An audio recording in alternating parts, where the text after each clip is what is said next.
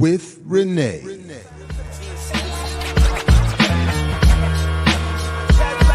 Yo. We wait all week and all day for more. Saturdays with Renee.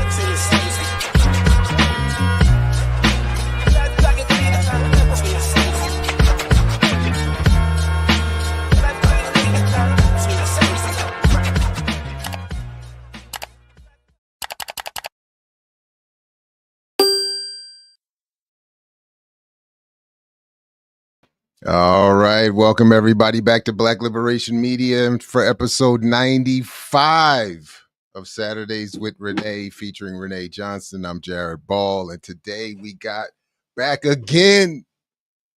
Lorik is in the building. Good morning. How you all doing? I'm good. Peace. Peace. Good morning. Making sure my stuff is working. Can y'all hear me? Yeah. Yep. Let's go. I know you didn't even get like a break. You just got pulled in. No. It's a double feature, triple feature for me and Jared. That's three. And days in a row. Again, this, as we said, he's no longer a guest. That's true. So he's got to do the dishes. Mm-hmm. I'm a recurring guest. I'm the dude. Who's the dude in Martin that sneaks in the window? Bruh man from the fifth floor. That's me. Yeah, exactly. He still introduces himself that way when doing drops for people's media hits and stuff like that.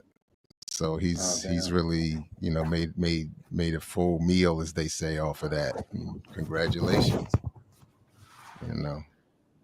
Welcome to the chat. Please, everybody, as you join us live or see this later, like, share, subscribe, support the platform, ring the bell so you don't miss everything good that's happening. And feel free to visit the store at blackliberationmedia.org and get you some of this good merch. Again, even cold, hours old coffee tastes really good. So Jared was like the first person to buy stuff when the store opened. When the merch dropped, yeah. How many mugs do you have, Jared? I only have 2 mugs. Okay. So far. I'm about to get more, but I have, and I'm waiting for CBS and I'm waiting for them to send me what it is that they wanted to put on stuff, because I guess LSR is going to try and drop some merch. And I think we need to get the new BLM logo on there. I like the new brushed up, touched up, whatever version of it that we have. Okay. But I'm I bought up a lot of stuff, and my Saturdays with Renee long sleeve showed up. It's just too hot. It's too hot. I gotta check some of this merch. Hang on. Yeah. Store real quick. All right, so real quick. So my bad. So one, you can blame Jared for this because he does the thumbnails. I have nothing to do with the thumbnails. That said, I guess we've never done one of those, right? We've never done like a call-in. An actual call-in show. An actual jump on. Maybe we should do that. I love it. That might be fun. Maybe we should do that. Maybe we should do that for 100. That's a good idea, actually. Yeah. That's actually a very good idea. I was like 95. Wow, I made it in the 90s. Yeah, it's wild, man. I still can't wrap my head around the whole, like, how we got here part. Whoa. Are you serious? The CEO of Uncle Nearest is going to be on the new Shark Tank. I've never watched the show, but I will absolutely watch now.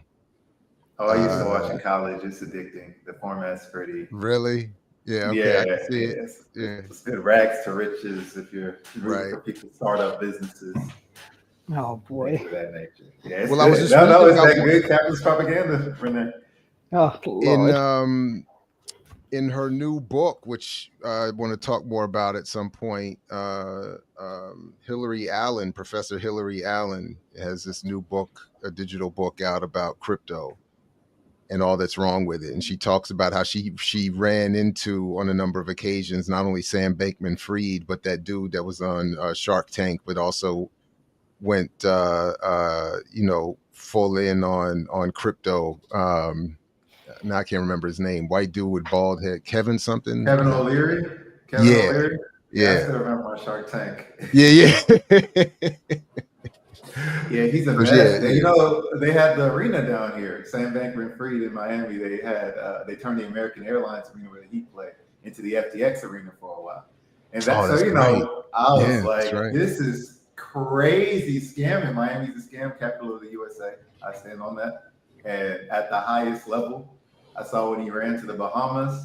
I knew somebody who was a few years above him at MIT, and apparently he was in the weird sex cult, like fraternal society, the ones that like even the nerdy MIT kids can't be a part of, where they all sleep in bunks together, and they were doing race science with the matchmaking when you read the chats. It was crazy. And all of that, when he was getting interviewed by local news, like he was a stand-up figure for the community for FTX, I was like, yeah, this is gonna be fun. In about 2 years, give it 2 years. In about 2 years, right? Yeah, you saw what was on its way.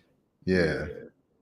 That's my goodness. So I'm going to tune in to see the patron saint of good whiskey, or is saint gendered? Do they gender? Is there a feminine of that? No, I don't think so. Okay, Mary's a saint, right? Yeah, I'm not. I think saint itself is neutral. Right. Well, then the patron saint of Uncle Nearest good whiskey just was engaged in her product yesterday. Oh my goodness! But yeah, so yeah. Is this better? I took my AirPods out. Let me know in the chat. No, I think it's. I think it's the room. You just sound like you're in a. You just sound like you're in a tin can. It's the acoustics, but. Oh, that's rough. That's rough. Listen, look, we can hear you fine. Look, cool. But I guess what we can do is if this is going to be like you regularly popping up all over the place, we can tell Camus to send you a mic. Oh, that would be nice. There we go. Yeah, I feel like that's a fair. Like if we just gonna be calling you up, because literally this was me sending a text. Ideally, yesterday. That would be the thing. Yeah, that would like you. Idea that would be perfect. Yeah, if once you join the team, didn't Rockefeller used to give you a platinum chain when you signed to Jay-Z's label? You get a good quality microphone. Like, welcome to the club. There you go. Welcome to the organization. And there you go. And yeah. When I pop up, I'll give y'all a BNB signal. You can just flash it, and I'll just pop up. Yeah, I don't know. I'm not good with that kind of stuff, but whatever that would be, you'd be like, yeah, BNB. But yeah, all right, that's what's up. All right, so welcome everybody again. I just see a bunch of people have just showed up, so welcome everybody, and please do, as they say, wipe your feet, take your shoes off as you walk into the house, and hit the like button and support the platform. Definitely. So I'm gonna have to make this adjustment to calling you Lord, because I'm about to call you the name. Yeah, I'm good with either one.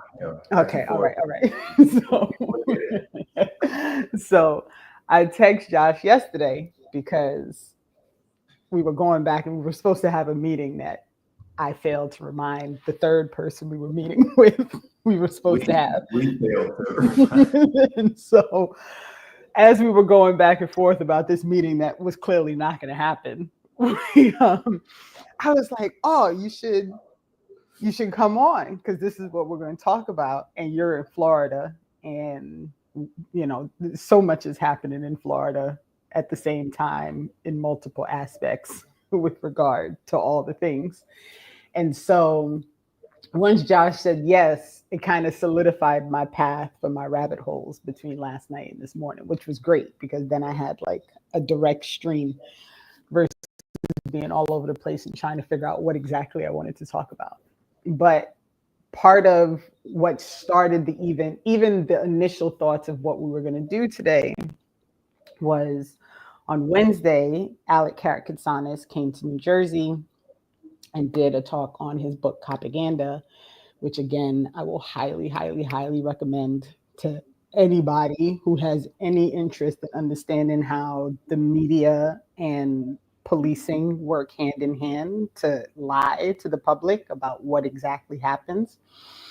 And it was really a good conversation, and so it had me thinking about this whole idea of reminding folks about propaganda and about media propaganda and about the media narratives when things happen with police. And as everyone, I think, is probably aware, maybe 2 or 3 days ago, a young man released video of what happened when he was stopped by the police in Jacksonville, Florida. That has turned into a whole melee that we'll talk about. But first, so Jared, this is what, if I had not been caught up and had got on earlier and been able to text you earlier to say, where are you? So I could tell you what was going on. So I hadn't actually told you this happened yet. So I spent part of the delay this morning with me was I was trying to get the video from the Copaganda interview edited properly because it was recorded on the Zoom, which means like the screen with me and Alec like bounced around because it depended on who forgot to mute and unmute and all those things. So I had to like, cleverly navigate the video to make sure that it works. So it's there, but we can't. So for the audience, for those of you who are Patreons, you are going to get to watch this first because we're going to put it on the Patreon. We'll leave it there for a little bit and then everybody else can watch it. But the video that's there now, Jared, we can use for right now, but I got to replace it because as I was looking for the spot that I wanted us to play this morning, I realized that I missed a clip that needed to be like adjusted so that Alec and I were on the right side of the screen. And so so the is the link on the run sheet the link is on the run sheet. It's a private video, so I don't know. You might have to go in on the BLM side to I don't know how that works. If I need to change, like you'll have to tell me if I did it wrong. Oh, right now it's in there. I see. Okay.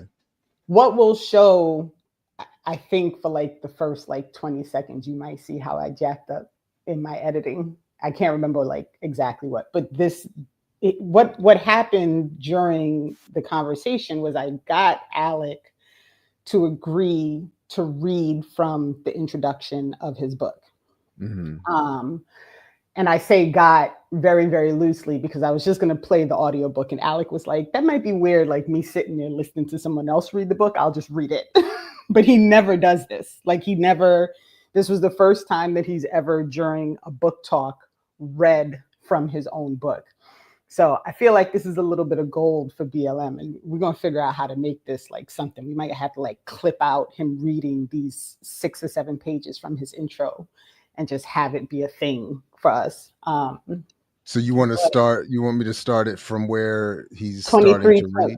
23, 21. No, because he reads like 7 pages, so it's long. But if you start at the mark 23, 21, and we'll play about like 2.5 minutes, this is basically the core of what he does in his book.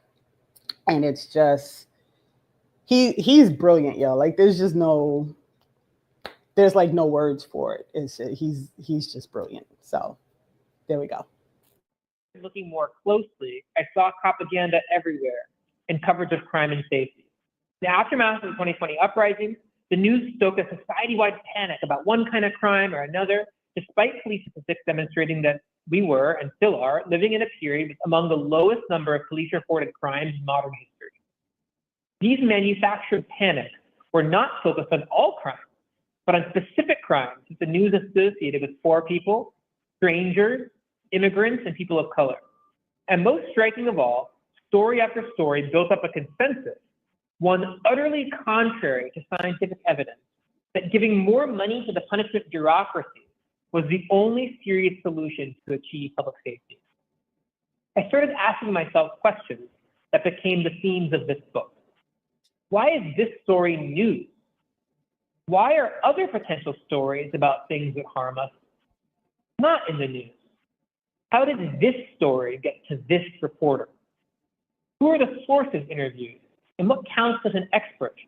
Whose perspective is included in this story and whose perspective is left out? Who benefits from how the story is framed, from what words are used, from what facts the reporter tells us, and from what facts the reporter ignores? What kind of person is created by consuming today's news about crime and punishment? I started to document patterns in how news coverage makes us afraid of certain people, fails to inform us of things that actually most likely to harm us, and misleads us about what kind of social policies best promote human flourishing. I work with crime survivors, scholars, community organizers, students, people in jail and prison, and the families most targeted by the punishment bureaucracy to study the reality of public safety, that the key to reducing interpersonal harm is addressing the underlying causes of interpersonal harm and violence by investing in things like education, housing, healthcare, human connection, and reducing inequality. Yet I saw over and over again how news outlets distort and obscure this reality. I began collecting a public archive of propaganda on social media and producing hundreds of threads and dozens of essays in a newsletter to illustrate how propaganda operates with daily examples. I met with hundreds of reporters, editors, producers, and news executives, and I was invited to provide training for some of the most prominent news outlets in the country. This book documents some of what I found and learned. All right, Documenting propaganda. So I picked that clip specifically because Alec, in his intro, first of all, his intro kicks off with a Malcolm X quote. So that tells you, it tells you all the things, right? But his intro really explains how like propaganda as a construct works, right? And how the media plays into selling people on this idea that policing is there as like some protective force, you know, whatever. And he talks about some of the cases he's been involved in. He's very like upfront about his own personal like experience. And, you know, it's just, it really, as somebody who has spent these past few years really trying to get people to understand how brainwashed we all are when it comes to policing, this book really, like, it just pulls it all together with regard to the role that the news plays. And now this is only about the news, like literally only about newspapers, mainstream media. Like that's the entire book, is like breaking out how this works. And given what has happened between McNeil's case in Jacksonville, between this young lady, Sanaya Cheatham, who passed in the New York police detention after being arrested on the 4th of July, with this Alligator Alley that's happening. And so I started like trying to find the headlines. And as per usual, right, like the headlines are so shady. Like if you look, I tried to go back to find when they first released the information on McNeil's case. And all of the reports from February make him sound like he was wilding in that car. And that's why he had to get dragged out. And I mean, the whole story is so different from what actually is on camera, which, as we all know, is like that's what happened with George Floyd, right? Like if the video had never been released, as far as the news media goes, like he would have had some kind of like health episode due to drugs while he was being arrested, and that's what caught, you know what I mean? So I just feel like with the talk with Alec being so like fresh in my head, this was a good time to kind of dive into all of these things that are happening. And since poor Josh lives in the southern belly of the beast, he needed to be part of the conversation. So Josh, thank you. For people who don't come here every week, if you could for me just briefly tell folks who you are, where you came from, what you do, and then we'll start going from there. Oh, we lost your sound. Is it just me? No, I don't hear him either. Oh, something got disconnected. Yeah, something got it. Just quickly, while we're waiting for Josh to get back, I wanted to just note, given all the recent discussion, that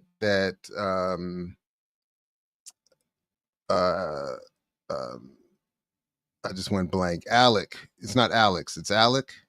It is Alec, A-L-E-C. Alec. Yeah.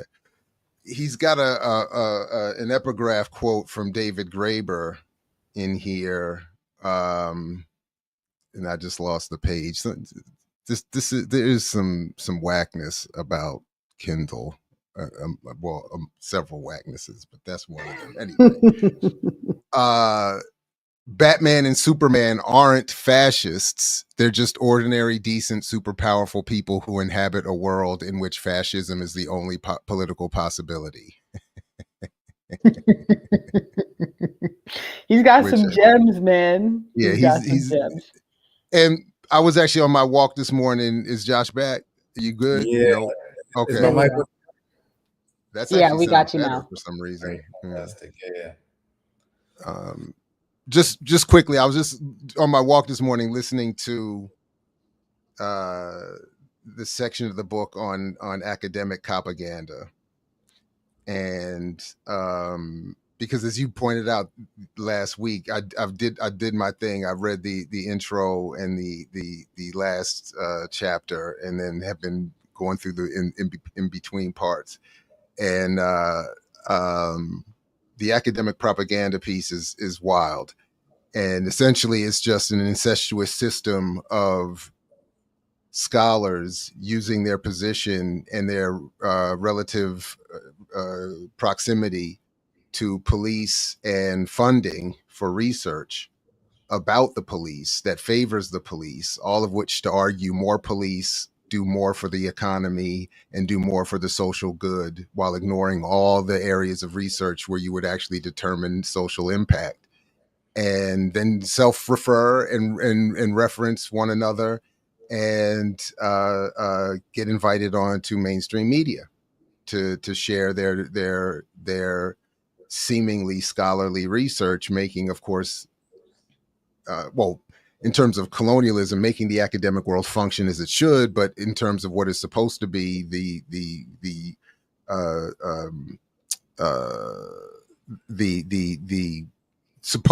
claimed purpose, making all of the academic world look even worse. So, yeah. But Josh, you were about to. I noticed something similar actually around teachers unions research as well. In my time in grad school, where it was very similar, like a lot of right-wing dollars pumped into attacking unions, all this proof that non-unionized teachers have better results than unionized teachers. And it's like, who's funding this shit? And they're all citing each other. So very relevant.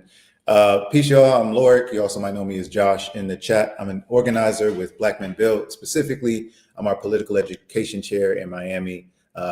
We put together local programming, join power building campaigns, and then, of course, try and model good political education for our community. Folks like Jared have shown up as recently as Thursday for our financial literacy PE, and Renee was in our mass call with Eugene Puryear last year. So check those out on our YouTube channel.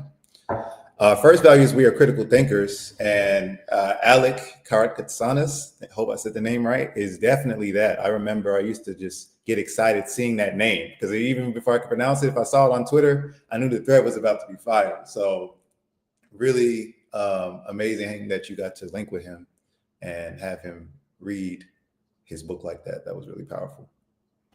It was really a good conversation, and it's funny, Jared, that you brought up the academics, because that was one of my questions, because he had like that Twitter fight with the people from Harvard, the two Harvard professors, and a good chunk of there's a chapter in the book, like you said, that's dedicated to this conversation about the about how these things work out with the professors, like how it all works, and how they do that, how they utilize like each other's studies. They intentionally leave out studies that might contradict what it is that they're trying to sell. They then regurgitate each other's studies, right? Which all leave out the people who contradict. Like it really is, it's insidious, it's wild. Like when you think about how this all works, and he points out specifically like how you'll get a news article, and the news article will quote a study. It won't tell you that the study was funded by some police foundation or by some, cop-loving professor who is writing a study based on things and resources that don't have anything to do with all the people who contradict. And he also talks about how the relevant voices in like actual abolition and all these things are just left out of the conversation completely. So it gives this impression that there is no voice coming from that side, right? Like there is no plan, there is no recommendations, and it's all false, right? Because obviously those things all exist, but none of it is utilized by these academics. And then of course, like, they're professors from Harvard. And so, people automatically get this impression that, they know what they're talking about just because of, that label, that Harvard professor label, which I thought was really, really interesting. And then the other thing that he points out with the professors and with electoral politics, because we also talk about like how this, how the electoral politics plays into this,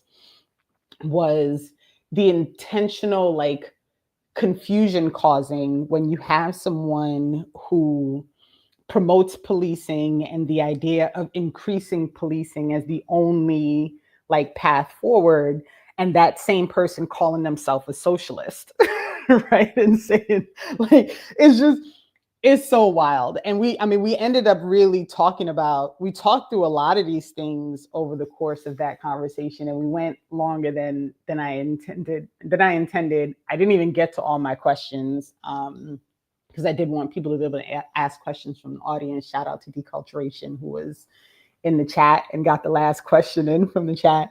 And then, I wanted to leave time for people to get their book signed because, that was kind of also part of the reason that he was there, was to make sure that people get copies of the book.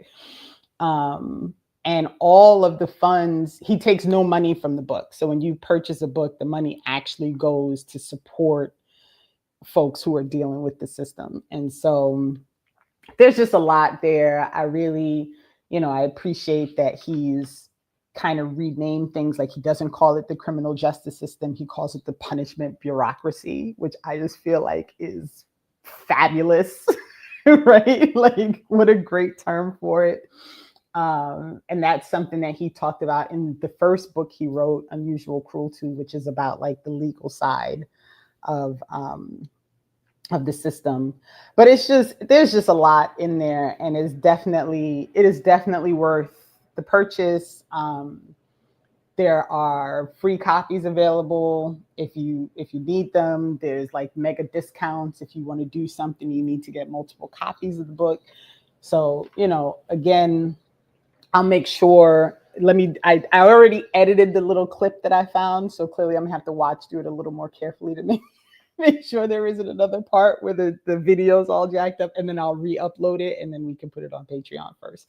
So everybody can see the whole talk and all the information that was provided. It was excellent. And I was geeked. I'm not even gonna lie. Like, I was geeked though, because I've also been following, just like Josh said, I've been following Alec for a long time, reading his threads, reading him calling out the New York Times, reading him calling out, all these folks for their intentional participation in lying to the public about what police do.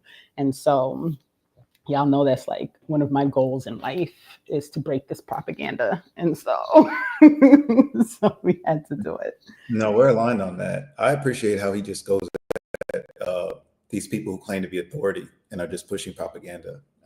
What I was drawn to Alec about was he's a guerrilla intellectual. So, and I saw a definition of that as around Walter Rodney, someone who uses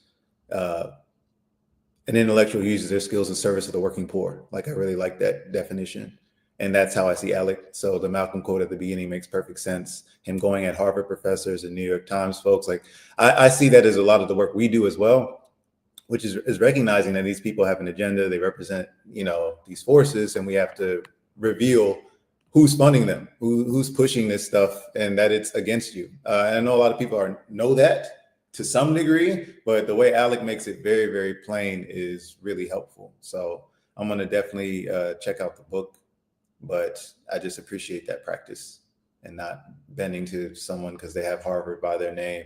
Jared, I know a lot of the work you come out and others did around Malcolm is another example. Columbia is constantly trying to assassinate Malcolm's legacy and Betty's, and they own the Audubon Ballroom. Just check them out if y'all are ever looking at it. But it's a constant fight against these people to get the truth. Wild. Anyway, anything, Jared, about anything else about copaganda, or are we ready to go to the next thing? Oh, I'm ready. I mean, we can. I'm good. I haven't. I haven't read it closely enough to say too much more about it. But other than what has already been said, the introduction and the introduction and the frame is important, and that is the introduction to the book, and how he frames the rest of the work is really important. And so I look forward to finishing it and incorporating it more as I go forward as well.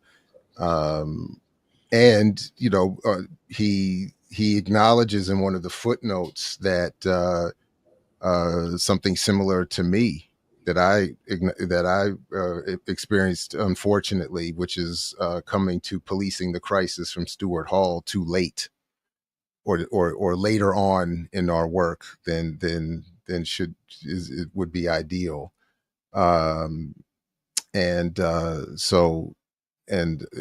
he incorporates that and seems to do that importantly as well. So I look forward to it, and I look forward to seeing the rest of the talk too.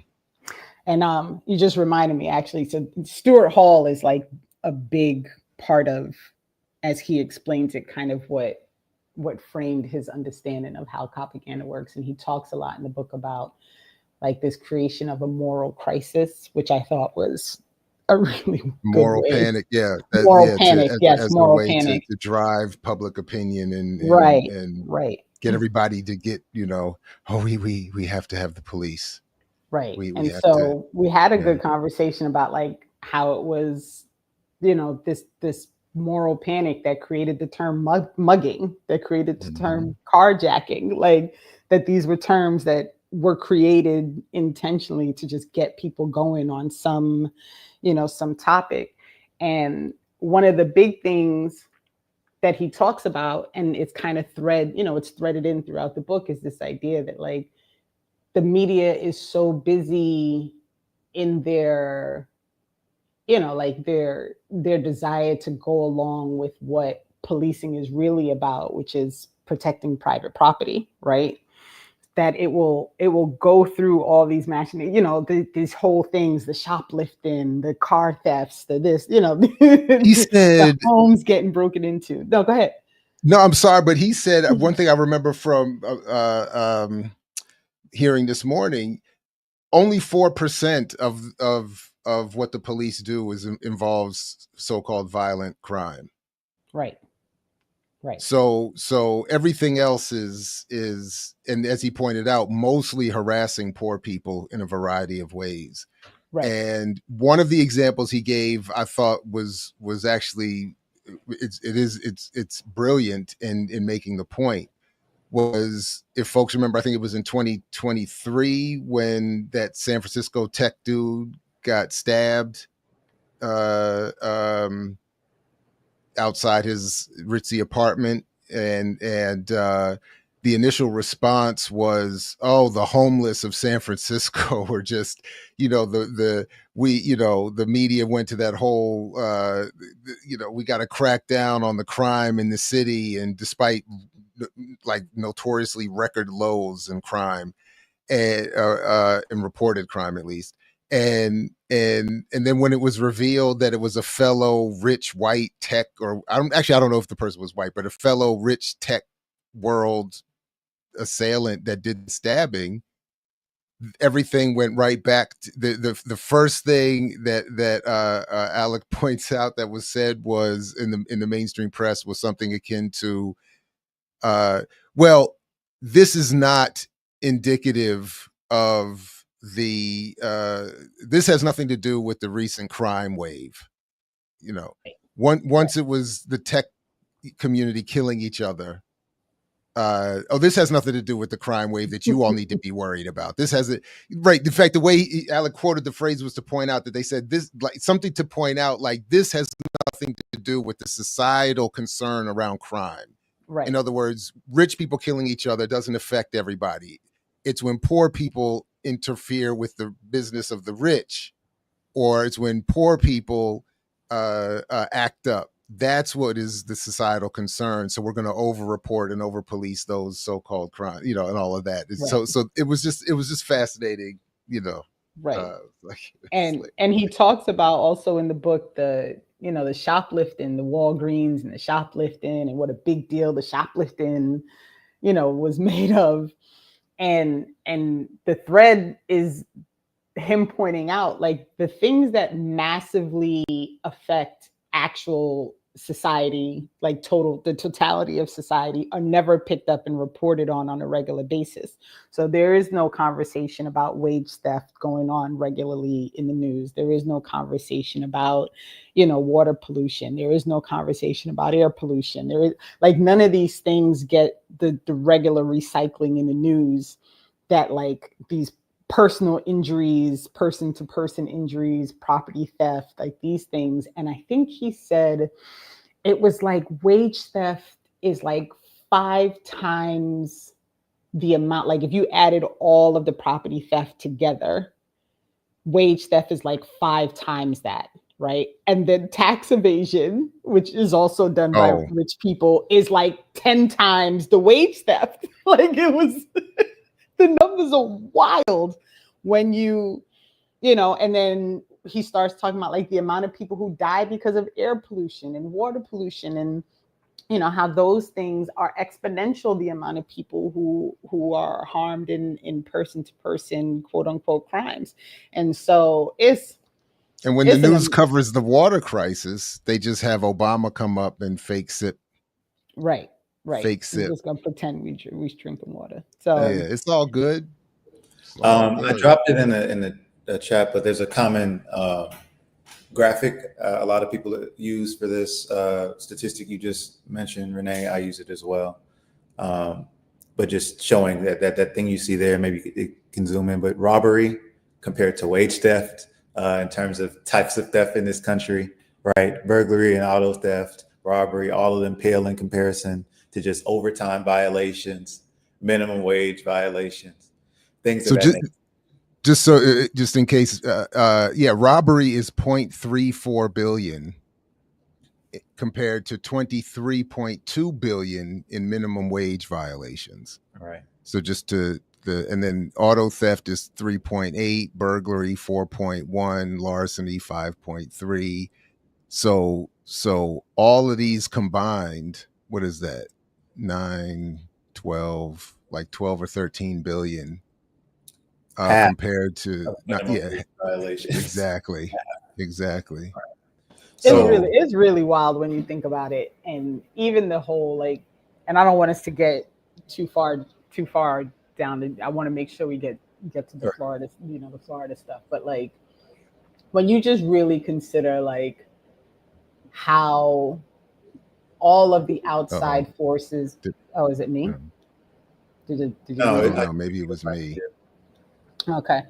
How all of the outside forces that most impact what we are told the problems are solely focused on the specific crimes of specific groups of people, which are the most inconsequential of crimes when you compare it to the overall what affects and impacts the majority of the material conditions of people.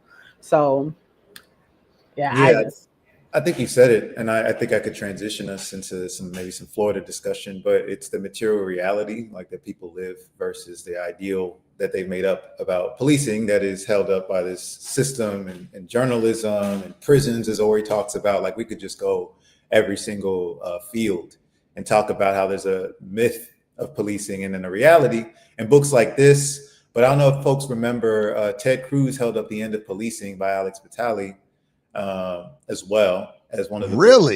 Yes, as like a book to be banned, essentially. A book. No, not good. It's like I was about to say, was he trying to twist it into No. It just, yeah.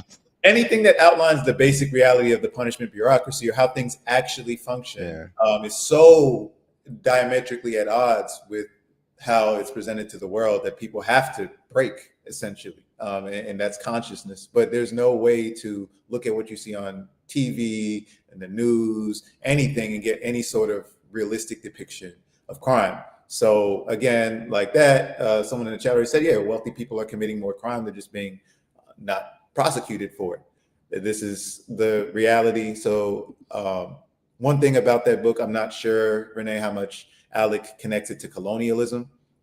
But I know even in Alex Vitale's book, one kind of understated part of the book is where he connects policing and strategies here to the colonization of the Philippines, right? Oh, my bad. I was thinking, because he also connects it to Ireland too. But yes, Ireland. He starts Ireland and then the Philippines as well, and counterinsurgency tactics from there. I know when the book gets mentioned, even in liberal circles, that part seems they leave that out. Like I know exactly where it is. I know exactly where it is in the chapter because it almost gets ignored. I've seen PowerPoint presentations that go boom, boom, and then skip. But it just outlines the basic reality of policing. So I had to work with a state attorney's campaign down here, just some community work with Delta Sigma Theta. They were trying to do research around the state attorney race that was happening in Broward. And people will have the state attorney seat for like 20, 30 years. In Miami, it's been the same racist white Cuban lady who covered up a Black man who was burned to death in the showers by guards. That's Catherine Fernandez Rundle. That's Miami. So Broward was having a state attorney's race. I started doing research just to give the Deltas some information about what they're asking about. And it's just so many basic things that even when I was taught in high school, middle school about the Constitution, 3 out of 5 people in U.S. jails today haven't been convicted of a crime. Florida leads the nation in both prison growth, in some places, it depends on where you're looking, and in incarcerating juveniles. There's so many things that show you that people aren't given due process. Most people in jail are in jail pre-trial being poor. So when I go back and I read George Jackson and others who have said, prisons are concentration camps for the racialized poor, and I read basic statistics about the criminal justice system, I'm like, how do you not, connect those two things? But before doing that, most people aren't making that connection at all. They aren't, even if they're seeing it in their own communities, having it presented to them by experts. Experts are telling them everything is good. This isn't your reality. What are you complaining about? So just my Florida reality versus what you see on the Channel 7 news each night is always a struggle. And our folks have to deal with that on a daily basis. So. Well, that was a good transition because we can talk about Jacksonville now. Jared? I just realized you. I just had a random thought, a memory. Unfortunately, sorry about that. But one of the failed attempts that Michael Moore had at a television show, I believe, at one point, he tried to do a mock version of the show Cops, where instead of chasing down poor people, he tried to like break into corporate offices and like show. And I think it was one of those shows that lasted like a week or two, and then they were like, I didn't even know that was a thing. I gotta find that. Yeah, he even had I want to say it was like on NBC. Because he had a brother who was a co-host of the show, and it was supposed to be like a television version of Roger and Me, I guess, or something like that, like a I don't know. It was like a series or something. I would love that. He kicks in the slumlord's door. Yeah. Takes him to the house. He scares him with a rat. You're like, look at this. People in suits and ties, and they're like scurrying in their coat jackets and whatnot. And there was a scene like he had something kind of like that, where it's like where it's set up to be like an episode of Cops, but then when they kick the door down, it's white men in suits or something like that. That's at least how I'm remembering it. Which is obviously a problem, but I seem to remember there was like he did attempt to do something like that, and just to point out the class element at least of who they go after, which was I thought. I gotta find that because that's gonna be. So, moving to Florida, Lord. So as I think most people are aware at this point, we had William McNeil, who recently released his own private video that he shot from the dashboard, or I guess the rear view mirror of his car, where he was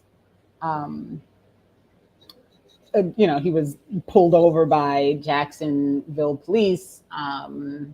He was attempting to understand why they pulled him over. In him saying like, can you get a supervisor? Because one of the reasons they claimed that they pulled him over was because he didn't have his headlights on, even though it was daytime, not raining, not foggy. We'll get to the police report later because there's some interesting stuff in there.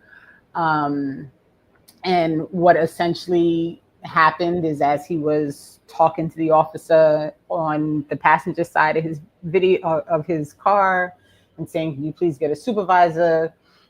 They smashed the driver's side window open, punched him in the face, dragged him out the car, beat him up on the side of the road, and then arrested him. So the video was released. I can't remember which thing is this. Is this the CNN report, or is this the other? I just went to the link at the Independent News. Is that? Okay.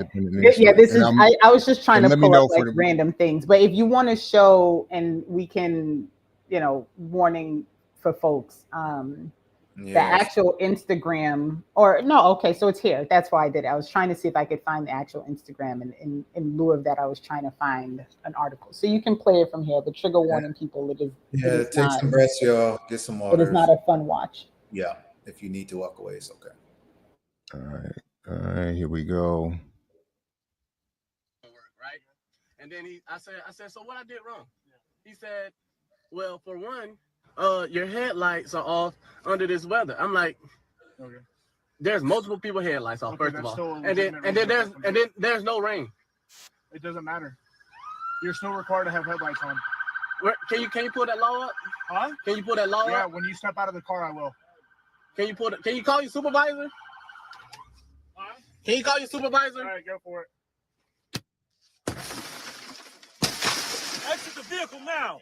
Exit the vehicle. Oh my God. Show me your hand. Here.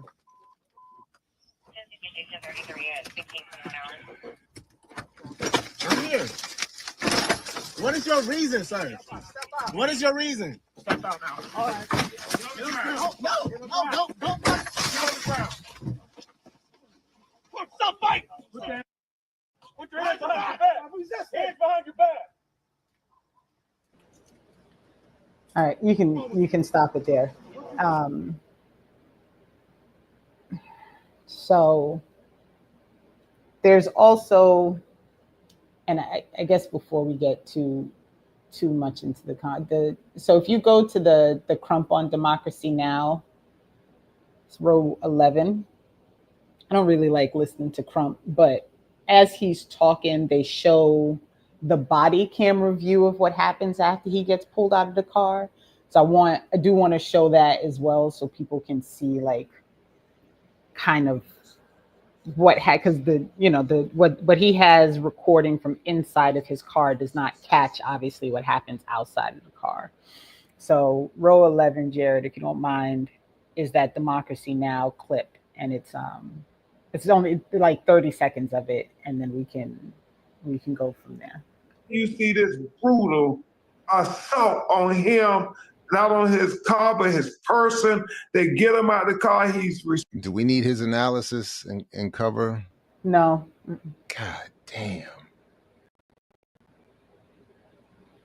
And this is all allegedly because he had his lights off in cloudy weather. Yes, and you can watch the start of it as well. This is William McNeil Jr. He's 22 years old, so this is a young man, legit to me.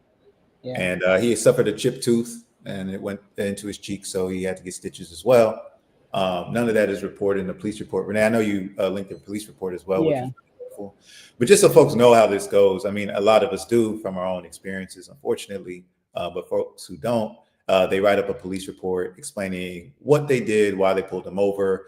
After they pull them over for some bullshit, which is how it goes, they found 3.5 on them and marijuana pipe and like an edible. So if you see that, it's a bunch of charges after the fact. But the reason they said they were pulling him over was because his lights weren't on in inclement weather. Now it's not raining. It's barely foggy. Also, I live in Florida. That's bullshit. It's driving while black. Even Ben Crump can see it. So that was why he was originally stopped. After the fact, they had a bunch of justifications. And this is just this typical copaganda. It's all over the place, but I'm trying to focus on Florida's history. This is where they killed McDuffie, a black motorman and military vet who was pulled over and beat to death. It's just a very common thing, never any reason. And then now in the neo-colonial era, there's usually a black sheriff at the end who says, we're following procedure, we're doing an investigation, blah, blah, blah. So that's pretty much the only thing that's changed. Before, folks were demanding, like Ben Crump were demanding for some black representation. Now you get a black sheriff, might even be a Republican, as the case of the Jacksonville Sheriff's Office. He's a Republican who beat out a black woman Democrat who was running for the role. They'll say whatever and not talk about the lies in the police report. No one in the police report, for example, do they mention that William said that he can't roll down his window. So that's why they had to break the fucking window. It's because he told them he can't roll it down. Nowhere do they mention that they strike him, that this grown man strikes him in the face. And then again, you see him get out the car and get struck again. So none of that gets mentioned in the police report. And now, I just think the new features are propaganda, black sheriff. Elon's got Nazi bots on Twitter. Y'all, I'm talking to my folks. Do not engage them. If you see a blue check and somebody that's got like no tweets at all, no image, a US flag, that is a bot. We have AI Nazi bots now that come on and say what they know racist white people say and troll for engagement. So that's been what I've been seeing. Essentially, that's my breakdown. Curious what y'all are taking away from it, but hopefully that's an overview. That's helpful. Jared, if you don't mind pulling up the police report real quick, it should say like in the link police report. I pulled it into our folder, because this is like the classic. First of all, it took me a long time to find this police report, which was which is really odd, right? And this happened in February, by the way. It happened in February, and so it took a long time to find the police report, and it took me like eventually just going to the Jacksonville Police Department and searching through their records to actually find it. There is no public link that I found to this police report. So if you scroll down a little bit, Jared, like it gives this information about who William McNeil Jr. is, and then it goes to the charges. So what I always find amusing about police reports, and I don't know if amusing is the right word, but it's all just such bullshit anyway. So they list all these charges that they're charging William McNeil Jr. with. Now, they claimed that they were pulling him over because he didn't have his lights on, right? But the offense number one is possession, right? So how we get to offense number one being possession, like you don't know he has anything on him when he drives by and quote unquote doesn't have his headlight on, right? Like not that it matters, but just so I'm clear, the cannabis is what in Florida? It's still a misdemeanor. It's illegal. We couldn't pass amendment for it, even though we had 55% of people vote for it because Republicans made it a supermajority. So and it says not more than 20 grams. That's a misdemeanor. Yeah, you can't. If you have more, it's a felony. Other than that, it's just I think it's a misdemeanor. Some of my folks can maybe check me on that. But yeah, right. He had a 3.5. Number two is resisting officer without violence to his or her person, which again, this does not happen. This is not the second thing that happens, right? According to them, his big problem was he didn't have his lights on, right? Then we get to the paraphernalia because he has a pipe.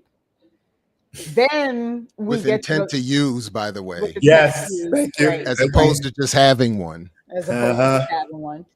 Then you get to the driving with a suspended license, which you don't know because you pulled, right?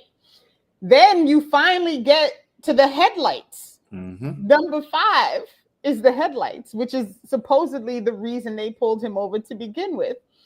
And then number 6 blew my mind a little bit. Number 6 was driving without a seatbelt. Yeah. He's literally locked in when you see it on. We watched. He's obviously wearing one. They took the seatbelt off of him when they had to undo the seatbelt to drag him out of the car. Oh, so then charge even made it to the list. So then charge 7 must be driving with a broken window, and charge 8 is driving with a punched face. Yeah. Right. He did. So when he took his seatbelt off to talk to the officer at the beginning, I think, because his window doesn't open. So he opens his door. I think he takes the seatbelt off to turn to the officer, and that's when the officer makes that bullshit up. Okay. And again, people will say personal anecdotes, whatever. I've seen this happen. So what we got to talk about is, I mean, I've been pulled over. My family's been pulled over. All the black men in men's circle, we've all dealt with police. So this is again like that ideal version versus our reality. I've seen officers do this. It's been done to my own family.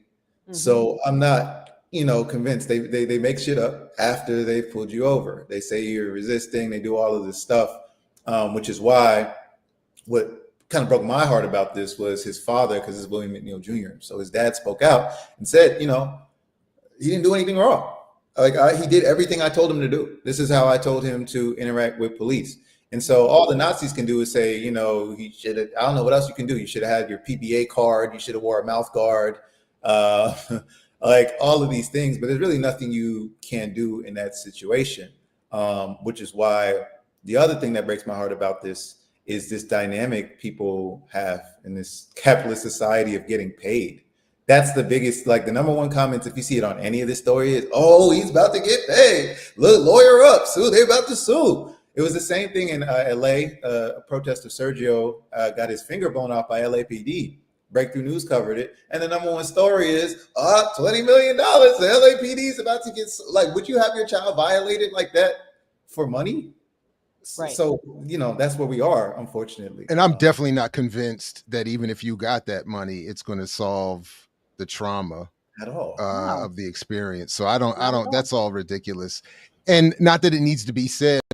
I just do feel compelled to say it, that even if this brother was guilty of every single thing on that sheet, none of it required any of that. Right. Even well, if he was driving. Sorry, go ahead.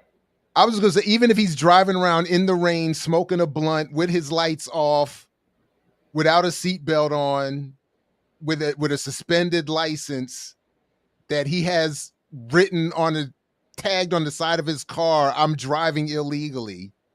Even if he's doing all of that, none of that is required. None of what was done to him is even remotely required. Response.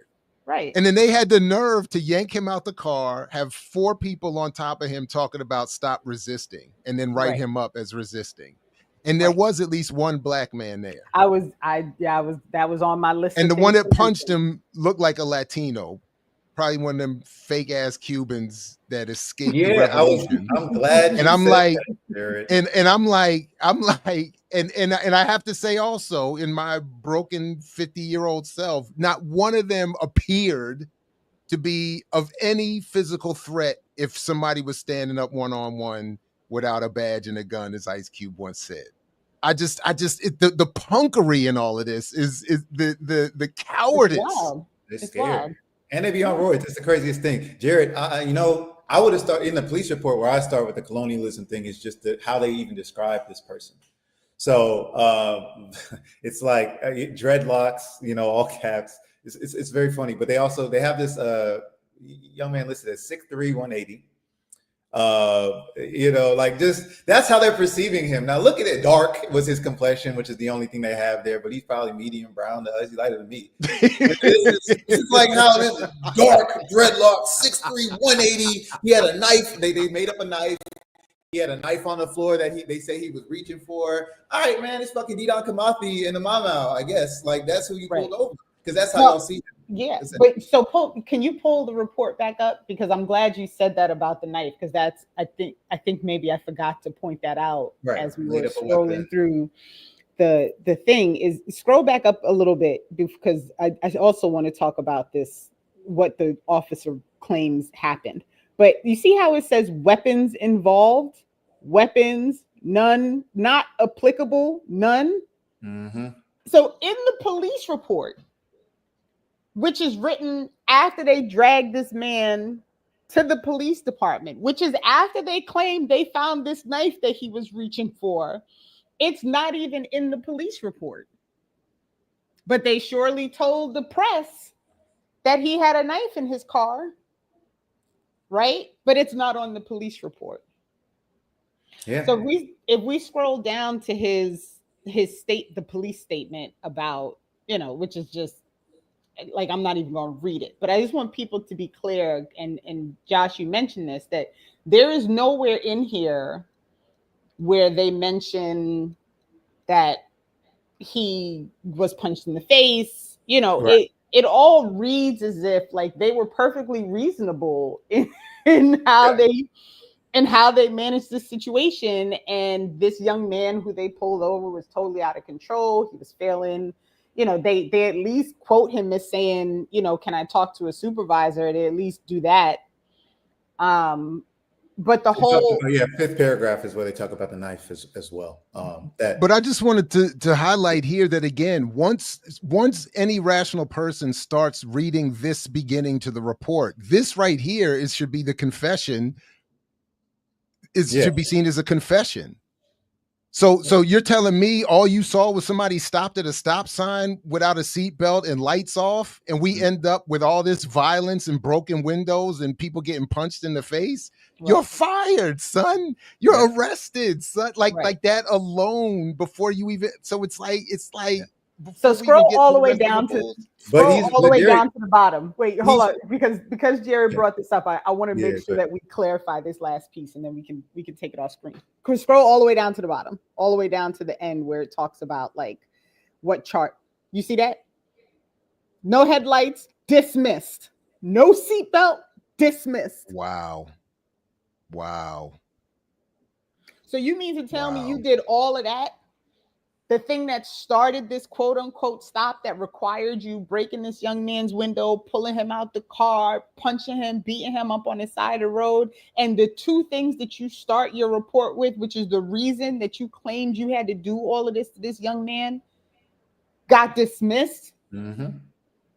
Well, Renee, you're seeing what they did. They turned it into a drug stop. So you see that all the things that were listed are now drugs. Yeah, they flipped it completely, and now it was probable cause. He had his lights off. That was just bullshit now. But what's crazy is in that 5th paragraph, they talk about him reaching for the knife. Wow. And you can see in the video, while they're punching him in the face, his hands are this. So he's reaching for a knife now in a drug crime. Like this is so common. Wow. So you're right there. The guy says in this part I've highlighted, the cop that punched through the window is claiming that in response to this man's actions, to his failure to comply, I broke the window. He doesn't mention that he also immediately punched him in the face, as you said. And then they turn and say, oh, and then he started reaching for a knife. And obviously we just watched, wow. It couldn't possibly be true. That's right. And if that was all true, why does the report say that there were no weapons? Like the within the report that they actually submit, it contradicts itself. So which one is the story? Either there was no weapons or there was a weapon and you were fit for your life as you saw him reaching for it. Which one is it? And to Jared, what I was saying was like, yeah, before this is where unfortunately people get confused. Like they're not writing that for you, they're writing that for the judge. I know you know, but like they're writing this for the judge, prosecutor. Like, so yeah, you just needed a bullshit reason to stop somebody. They ain't gonna question it. Everyone's on your side. And hopefully there's a legal team, people who are either kids got support, guerrilla intellectuals like Renee pulling up the police report and doing journalism for real. Like that's the only reason this works for this one person. But this is happening all the time, to the point that my co-chair in PE down here, his older brother, who's also an Army vet, is dealing with this exact same situation in South Florida. And it was not recorded. He didn't have a dash cam. So again, we can do this kind of survival. You should have a dash cam. Yeah, like it's cool. Anything that helps, right? But at the end of the day, like the shit doesn't work. And I did notice you mentioned the officer being Latino.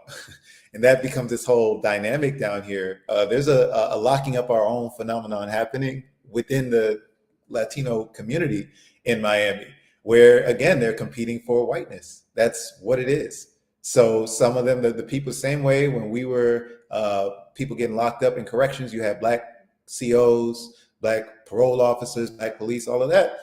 Everyone in these jails that you see is Latino. That's what's happening here. And a lot of them are being socialized by right-wing, old school crackers here, but also right-wing, white Cubans. All of these folks are being socialized by these, George Zimmerman as well, because people have this whole thing, well, his grandma was Afro-Peruvian. Again, they don't know that at all. This is a white man. And so much so that me and my brother used to grow up, we had a term for it. We called him South Florida white. Not knowing, like but it's like, yeah, anyone who's not a nigga, y'all are probably racist and act like white people or want to be white. So not as complex as Miami. Don't take it that way. Just talking about this policing thing. So Tyreek Hill, NFL player, very problematic as well for abuse and things like that. He gets pulled over. He's more belligerent than William McNeil. I'm not even gonna, I just don't care. But he's just like, I'm rich. I'm about to go play in the game. Why the fuck y'all pulling me over 5 feet away from the stadium? Like, what is this? I'm going to pull up my Lambo. He rolls up his window. His window works. But Tyreek Hill gets snatched out, beat on the police. Damn, twin, if you've seen that video, gets thrown on the ground before he goes to play the game. This is an NFL player. And he went back and he kind of tap danced and said, I like police after the fact, whatever. But immediately when he's pulled over, I know it's a white Cuban dude who's doing it.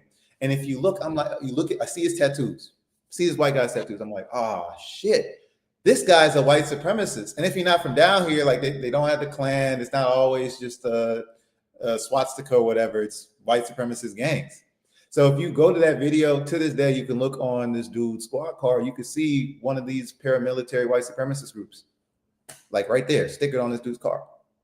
So this is what I'm saying is happening in Florida all the time to NFL players, to your teenager. Doesn't matter if you're rich in the burbs, they're just getting it worse. So it's rough. Yeah. Always peep the tattoos.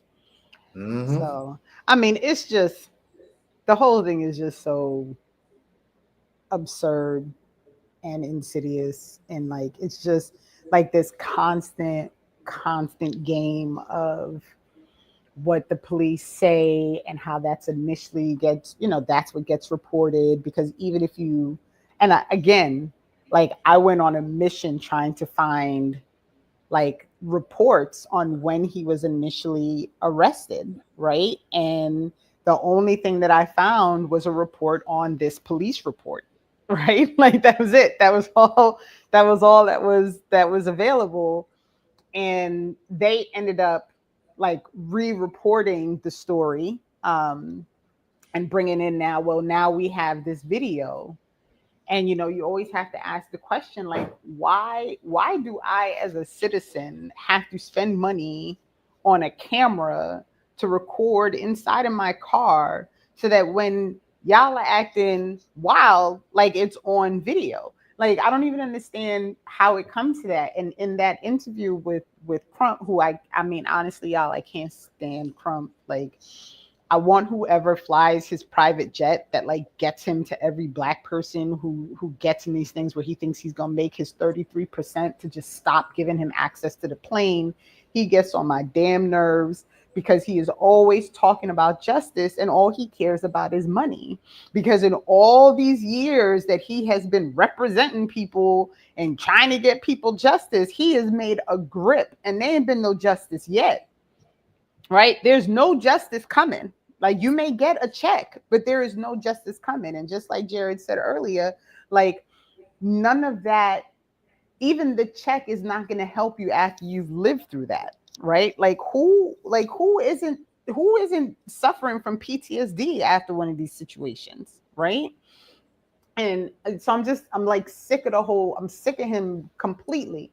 But even in his interview when he was talking about it, he said like the parents were like, don't release this video. Like the parents didn't want him to release the video, probably because they were afraid of what was going to happen if they found out that he had this video of them doing what they did.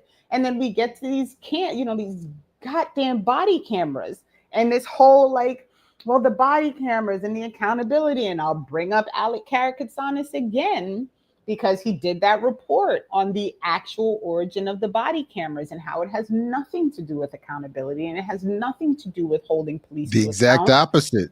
It's the exact opposite. He showed how they were. I love that you brought that to my attention back in the day, and I would encourage people to go back to one of the previous 94 shows and see that episode. But also Alex report on that, because the highlight for me was that which means all I remember at the moment is that he said the original purpose as it was propagated in promoting the body cam was to aid the police in doing their job. It had nothing to do with helping the community be protected or helping keep the police honest. It was about protecting the police from false claims against so-called criminals, and to make the police work do better. And then as soon as the uprisings began, I think after Mike Brown, then the propaganda shifted to, oh no, this is good for the people. Now we'll sell our same products through funded through these police agencies to help the people. And then as you see right here, whether they have a body cam or whether you have your own, what's going to happen is going to happen. And then they'll write it up how they write it up. And then I think it's deep that you bring that up about his parents saying that now, because again, that goes against another contradiction of the propaganda that this is all supposed to help. If the family is even still fearful that the video that was supposed to have protected against this violence in the first place, that didn't protect against the violence, would now incur more violence as a result of the video existing, that's just deep. I mean, that's I mean, monstrous. It's the whole thing is, it's just, and then you listen and they're yelling stop resisting, like all these things that we've now learned are classic police behavior in order to make you seem like more of a criminal, like screaming, stop resisting, even if you're not resisting, because they have to get it on, they have to get it recorded that they told you to stop resisting, so,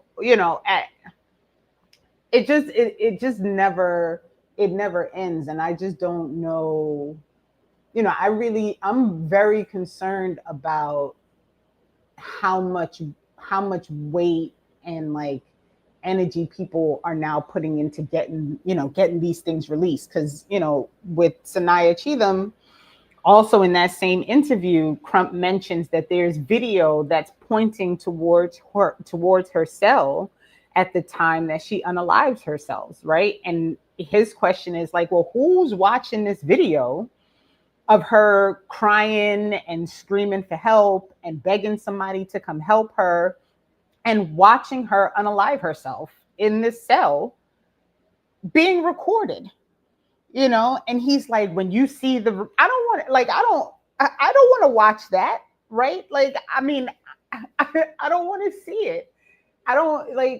I can't even imagine, and he calls it a mental health crisis. And I'm like, was she really in like what's really or is she just like, y'all arrested me for no reason from a family, from like a party, and I want you to get me out of here? And so is she thinking like, if I do something extreme, are they going to come take me out of this cell, right? And then that doesn't work. So we don't have any answers to these things. And this idea that like these videos and these recordings and all these things are going to somehow bring justice, nothing brings justice, right? You have a police officer, everybody's cheering this judge for giving this officer 33 months, for his 10 bullets that hit walls and windows, right? Of the 32 bullets that were shot in Breonna Taylor's apartment, no one's held responsible for the other 22 bullets. The person who actually, they actually managed to track the bullet and say, this is the bullet that unalived Breonna Taylor, right? He went off, Miles Cosgrove went off and got a new job in another district in Kentucky because they didn't pull his certification. Now, I couldn't figure out if he still has that job, right? It's hard to tell based on what the Carroll County Sheriff's Department says, but the sheriff at the time was very eager to make it clear, like, he's not opposed to giving someone a second chance, even if they killed somebody. And it doesn't matter. Like, and then after that all happened with Breonna Taylor, he like rammed the car and pulled his gun out in front of people. Like, the man clearly had problems, doesn't care about the lives of others. He was able to get another job. And up until like 2 months ago, he was still suing the state of Kentucky to get his job back. After he was he was connected to the bullet that killed Breonna Taylor.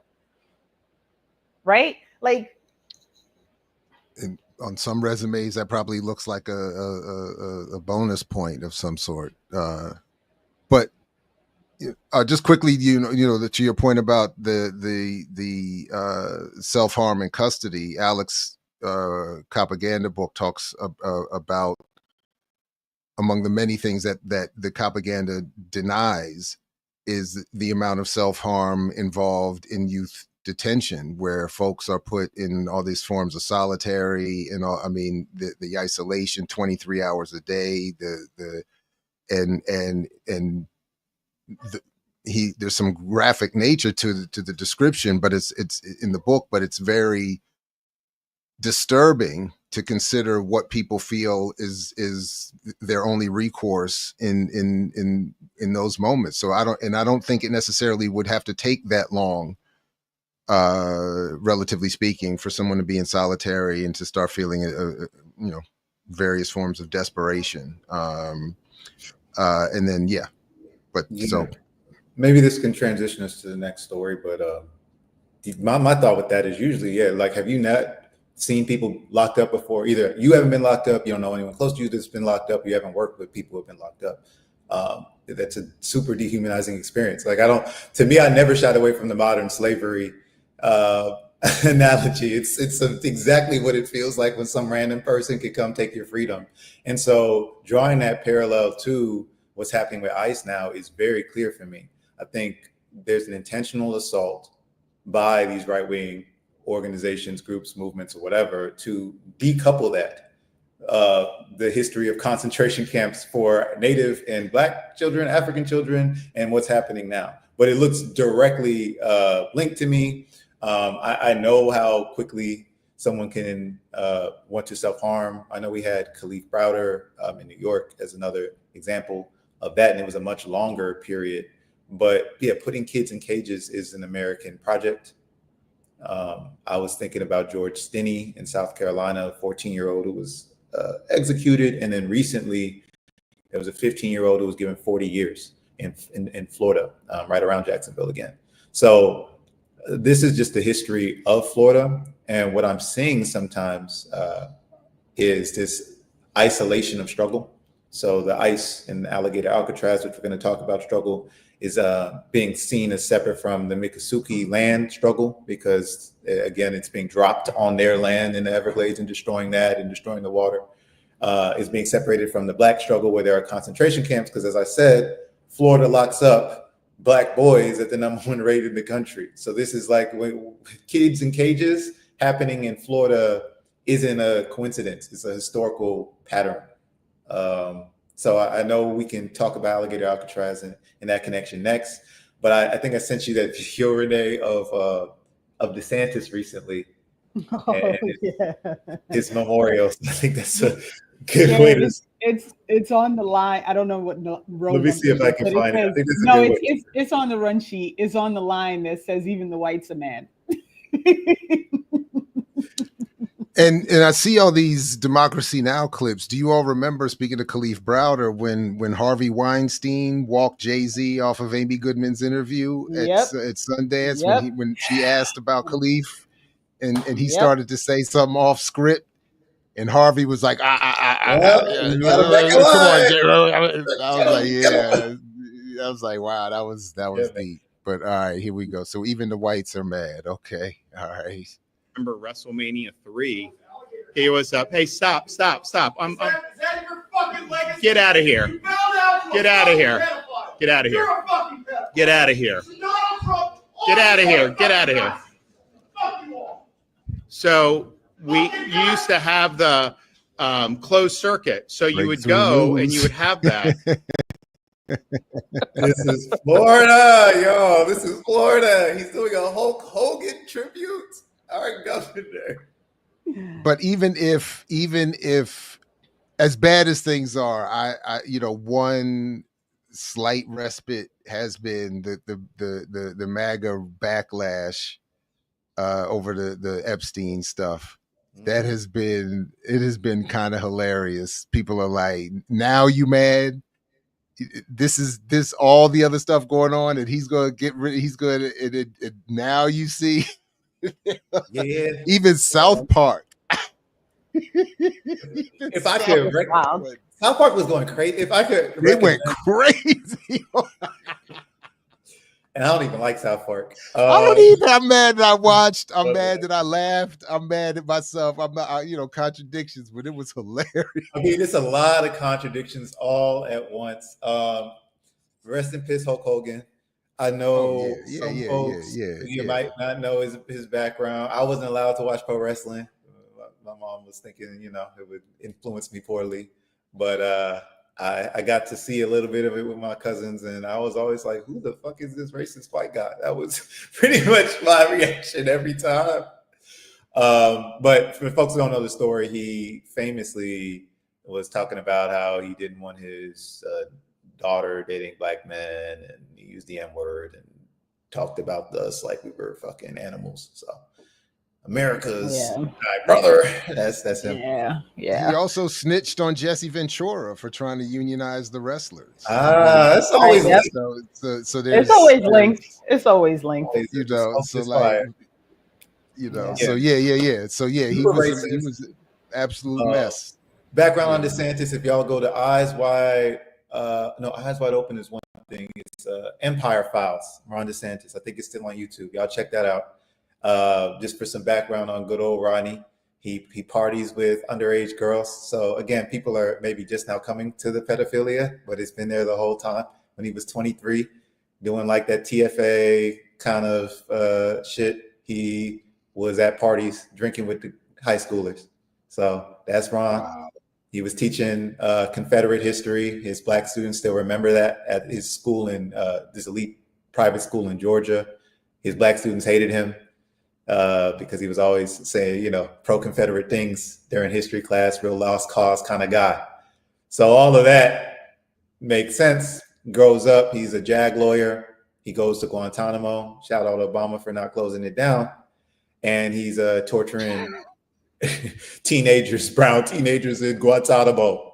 And he's actually said to be the worst one who was torturing people in Guantanamo. So that face that we're not doing this, that kind of sociopathy that all of them have, Biden, Kamala, all of them have it. You're not here, get out. Yeah, he was doing that while breaking hunger strikes in Guantanamo. And prisoners hated him so much they used to vomit on him. When you save your shit to throw it at Ron DeSantis, it was that bad. So this is a guy running Florida. Yeah, we might do.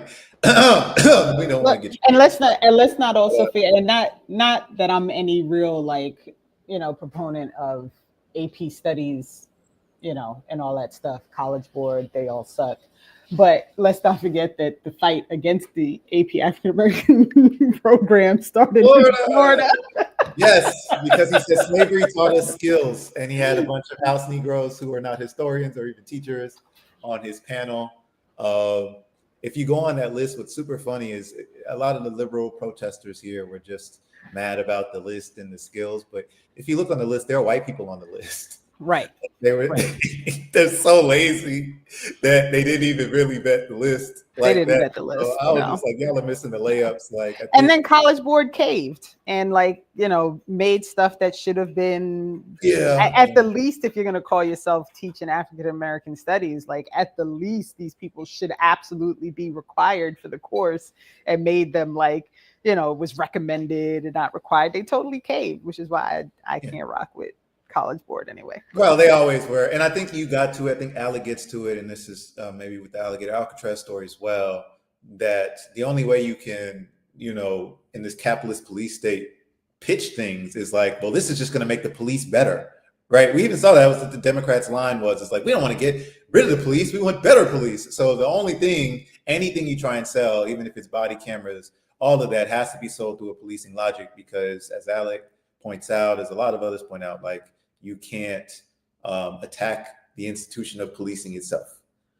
So that makes a lot of sense to me, why every single person is constantly contracting and spinning this stuff to sound like surveillance or sound like community safety, which ends up just being policing.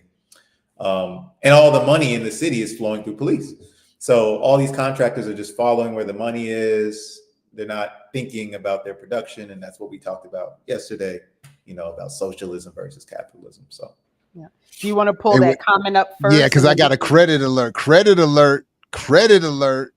Your student Ciara at MSU, Jared Ball, led the protest against DeSantis' continuation of the AAP history course in Miami. So yeah, I'm happy to take credit. I love hearing that. Ciara, the Black Men Build Miami, Carrie, if you in contact. Ciara, absolutely. And thank you for that heads up. That's hey, I hope I had something to do with that. But that's great. Yeah. So Josh brought up a really important point about the links to the money and wait a minute.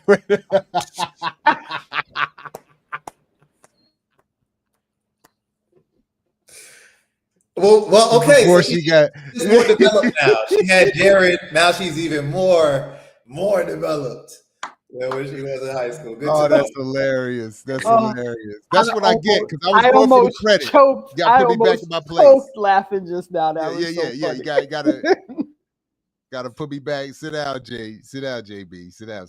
Slow your roll. It's all good. It's all good. But if we could pull up the short about where the money is coming from, because I think that's really interesting. It's the who's making the money clip, Jared, on the list, because I think this is a fascinating quick look at who's really making the money off of these things. Did we mention Alligator Alcatraz? What it is? Alligator Alcatraz, y'all, is a concentration camp being built in the Everglades, where they used to have a airport. They were trying to build a large airport. It was mostly used for running drugs. It's on Miccosukee land. They're violating a lot of environmental agreements, and they're building something for ICE to put prisoners. So they are taking, I think 60 to 70% of them are nonviolent criminals, like misdemeanor offenses. Workers are getting snatched up out of their job sites and thrown in this concentration camp with no AC. Water's not good. And then, of course, Florida heat in the middle of climate change. So corporations are making money off of Alligator Alcatraz, and they really don't want you to know who they are. But don't worry, because I'm here to reveal their identities. Granny's Alliance Holdings, an emergency relief company, was granted a $3.3 million contract to supply meals to the facility. IRG Global Emergency Management signed a $1.1 million contract to provide flight and operational support. Just days earlier, IRG Global donated $10,000 to the Republican Party of Florida. CDR companies will run medical services at the detention camp. CDR donated $1.9 million to DeSantis' gubernatorial campaign. The company also contributed $500,000 to Trump's inauguration. Gotham's LLC will provide technology services to Alligator Alcatraz. The founder of Gotham's LLC gave $25,000 to the Republican Party of Florida in 2021 and $25,000 to a DeSantis PAC in 2022. Overall, the camp is estimated to cost taxpayers $245 per bed per day, or approximately $450 million a year. Trump's big, beautiful bill will grant $100 billion to ICE and border enforcement, including $45 billion for detention facilities just like this one. Corporations are making money. Shout out to More Perfect Union, by the way, because they be, they're not always 100% on it, but when they on it, they are on it. Yeah. Man. Great description. Woo. Listen. Did they 46 billion for no air conditioning? It's crazy. Did they? I think I said 60 to 7% like had a minor, but I think it's actually, like I said, they're workers. They don't have any criminal record. So it's just a concentration camp. Did they mention in that video?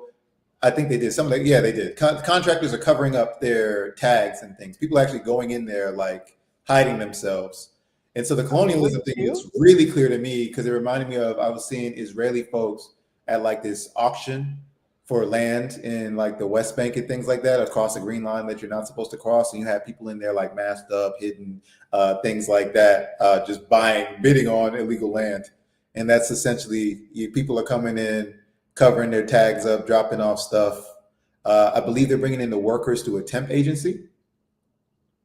Yeah, I remember that during back on one of our EYL shows, we were joking about me trying to test my right of return and sneaking back there and buying some land and giving it to Palestinians. Oh, that's right. I do remember you all talk about this. That would be, you should do that. You should do. I wonder if they'd let you. I wonder if they'd let you. Hell no.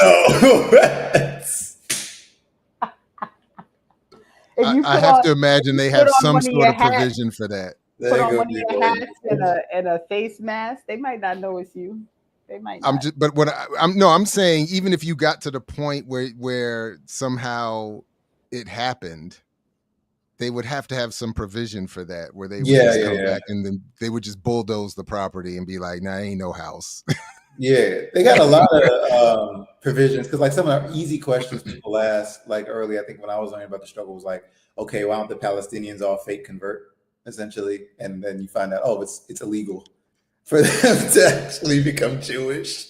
But hey, it's a religious struggle, right? Nothing like illegal conversion.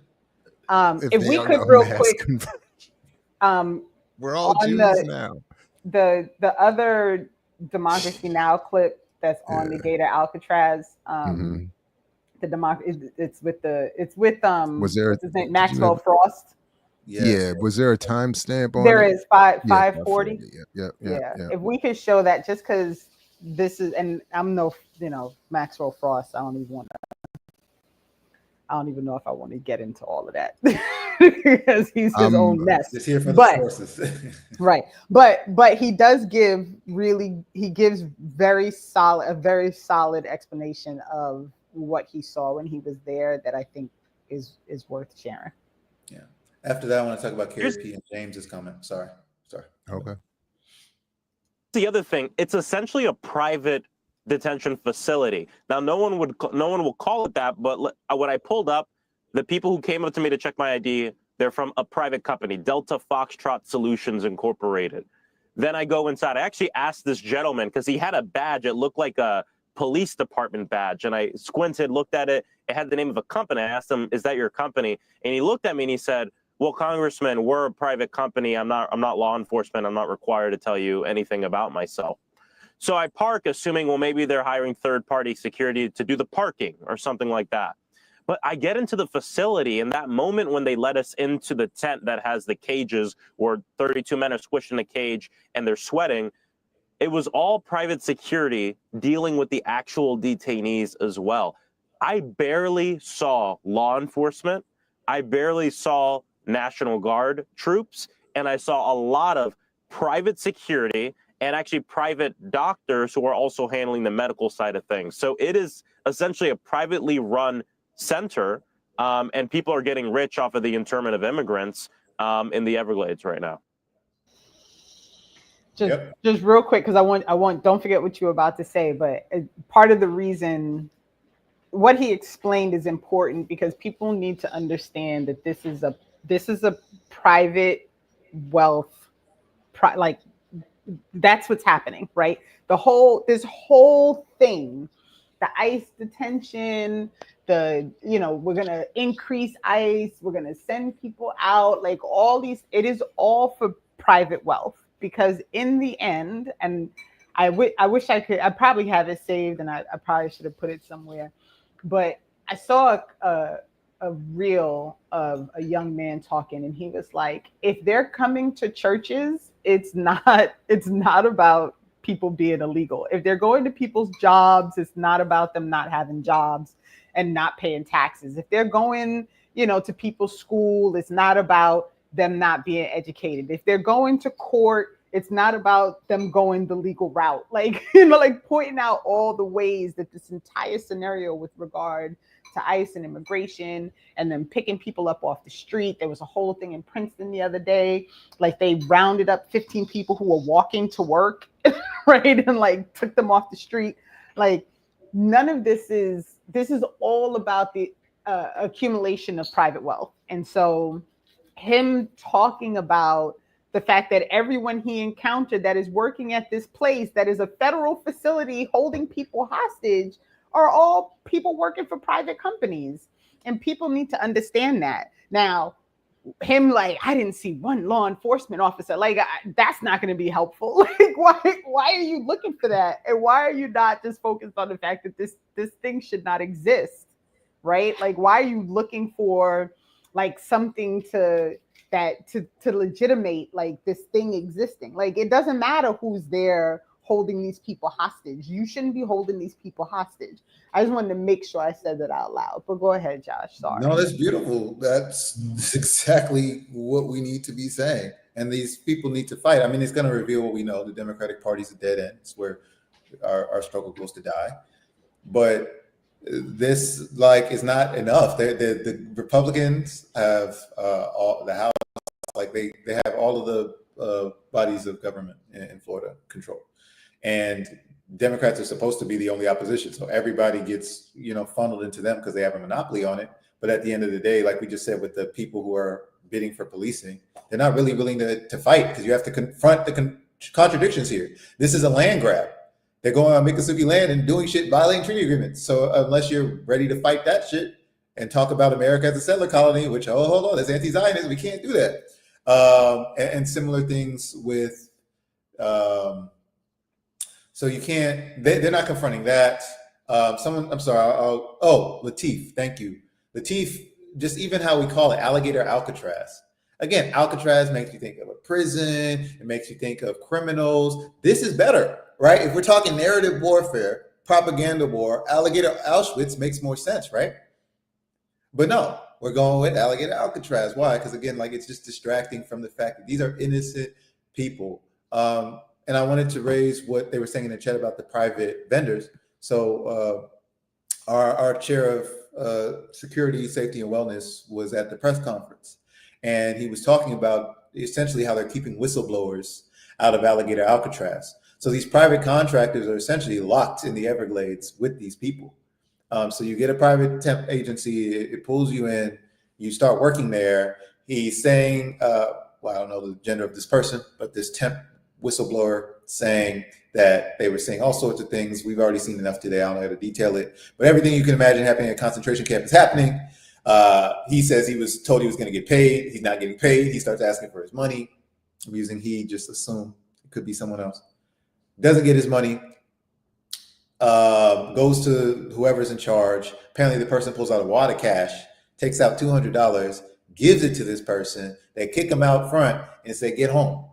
This person lives in West Palm Beach. So for people who aren't familiar, it's a super west in the Everglades. West Palm Beach is closer to the coastline.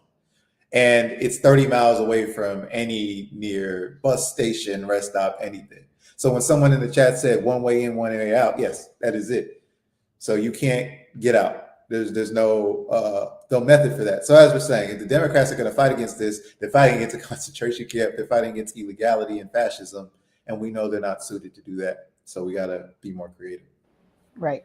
And I'd also like to point out, and he said it so quickly and in passing that I was like, by the time you play the clip, like I don't even know if it would be worth it.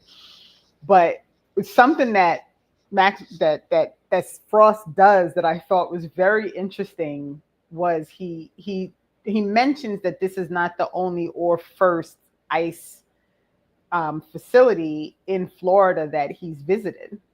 But when he talks about the other one, he says that he went there and he had to communicate with Biden about it. And he said it was very quick and it was very in passing. And I was like, oh, did they catch that he just did that? And he tried to say the facility's name again.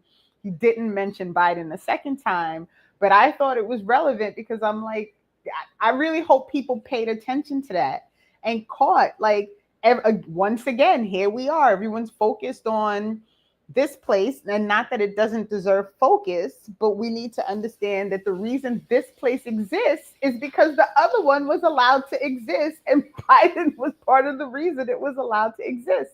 Just like in Elizabeth, when they tried to shut it down, and Biden came out and the DOJ supported the private firm that owned the private facility in Elizabeth in not shutting it down. So, you know, you gotta make sure that we're always calling attention to these facts, that all of these things are a through line that continue from Democrats to Republicans back to Democrats. It never ends.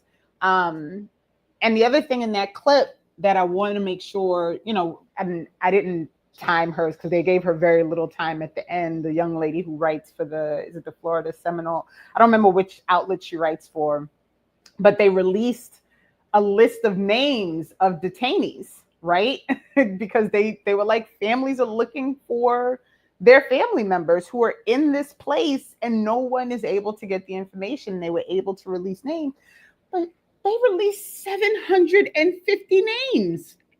750 people like dying in the heat in the Everglades. Like, it's madness. And Frost noted that 5 people have died in Florida in these facilities, these ICE facilities, that nationwide the number's like 12 or 13. So that means the majority of people who are dying in these facilities are in Florida, which is wild to me.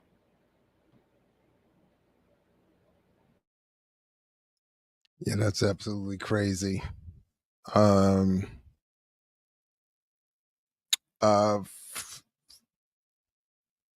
just in this quick breath, folks, please do like, share, subscribe.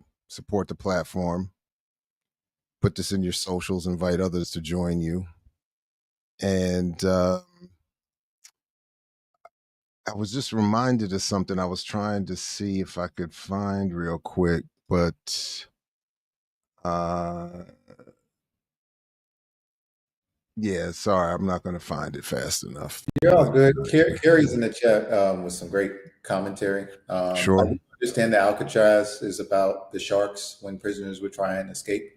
But that's my point was that, again, this is more of a concentration camp than a prison. You could always frame all prisons as concentration camps, but the weakness of the analogy in my mind compared to Alligator Auschwitz is the concentration camp element that people can recognize. But absolutely. And my point about DeSantis is that, yes, he was torturing people in Guantanamo. So this is his skill set and job expertise. So this is why he's put in charge of this kind of political project.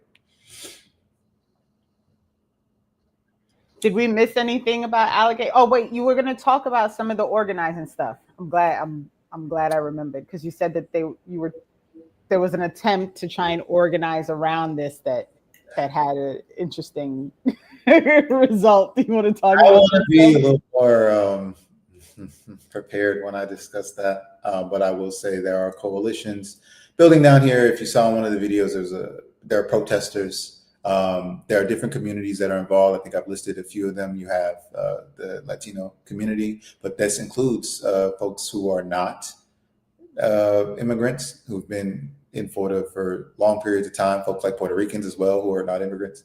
So that community, then you have this recent community that's migrated because of U.S. imperialism. You have Miccosukee, who I said have the indigenous land claim to the area. And then you have the Black community, which consists in South Florida, primarily those people won't think that of African Americans, but with a very, very, very significant Caribbean community as well. So a lot of this deals with the Haitian community and what they've been through. Shout out BAP for their analysis on Haiti all the time, because it really makes it plain. So BAP has some folks who are down here who are looking at it as well. There's a lot of liberal organizations, ACLU, a lot of NGOs that are out there, Florida Rising, Florida Student Power, and they're doing, the work of going to these press conferences, seeing what's going on the ground, talking about Know Your Rights campaigns, things of that nature. So that work, to the extent it's useful, appreciate them doing that. As far as what we want to make shake, to actually fight this, it's going to take a lot more than what we have. And I think at the baseline level, we need community consciousness around it. We need to get over that this isn't our fight. So shout out Black Miss yesterday, which did an episode on that. BNB, we did a Wartime Wednesday national programming on that as well, on This Isn't Our Fight. So as what I'm seeing from the ground is our folks need to be clear on this being our fight. We need to come together, talk about this, share this information among our community, and just get more united on that front. And then we could actually organize to do something. But as it stands, this is like Guantanamo. It's a very big problem that's going to take an anti-imperialist solution. Facts. And it's just, the whole, I haven't seen Black Myths yet. I couldn't watch it yesterday, so it's on my list of go back and watch this. But as you say, this whole concept of not my fight, it just makes me tired, yo. I get so tired by people who don't understand that they're not just snatching up people who look Latino off the street. They're snatching up Black people off the street. There's so many different stories of how this situation impacts all of us in a way that to even pretend it doesn't impact you because you are an American, which again, just for the record, Americans do not exist. Can we just point out that there is no such thing as an American, right? Can we just stop with that and go back to basic geography, middle school? But anywho, this whole holding on to this identity of being in a quote unquote an American, and because of that, like, this doesn't have anything to do with you. And it's wild to me that people even fix their face to say that madness. I don't even know, like, I'm like shaking my head right now. I just can't even figure out like how anybody could think that that's a reasonable response to what's happening right now. So I actually think that, given so much of the media environment and the context a lot of people live in, I think it's a completely rational and logical conclusion that they reach, even if it's ultimately irrational and illogical. I think it makes sense that people are reaching this conclusion, because so much by way of what is supposed to pass off is going back even to initial discussion of copaganda. The process that Alec is describing in terms of how news becomes news is exactly how people can be convinced that by disassociating from a struggle around immigration, that they are going to themselves end up benefiting. So it's a tacit, implicit siding with empire to say, as soon as somebody, if we even take it to the microcosm of the brother on the side of the road, it's with the police, it's be it the members of the police themselves, based on what we were assessing from our viewing of the video, to people who might just be standing by as bystanders. The idea is, if I do not engage, if I do not look at this man's suffering as my fight, I will benefit. The empire that is beating him on the side of the road will end up benefiting me by not associating with his struggle. And by extrapolation, I think people will see, oh, I don't want the smoke that these other folks, and then they'll start to revert to maybe some negative experience. A Latino said something bad about me. I don't like them anyway. And then they'll say, but ultimately what I think is being, and sometimes more conscious than I'm giving credit for, but the unconscious desire for empire not to police and surveil, and then also to benefit, I think is it there. And as Josh pointed out, there's really only, we can maybe, for the sake of discussion here, expand the doorway, so to speak, but there's only really one political doorway through which you can go to get an appropriate analysis of this. And most people are not introduced to that. So, I mean, I think if you even, again, I'll stop, finally wrap up my soliloquy, but if we go attach it to the propaganda that Alec is describing, so much of it is going to encourage people to say, in the same way that my godfather said, when I got pulled over and I got dragged into the police station, and I come home and my neighbor, the first thing my neighbor says is, "What did you do?" And he's like, "Motherfucker, that's not the question. That shouldn't be the question. What did I do? Whatever I did, why are you dragging me down to the police station? That should have been the question. And why did you I'm adding that, but why didn't you come get me out? Should be not what did I do, but what did you do to leave me out? Leave my ass in there.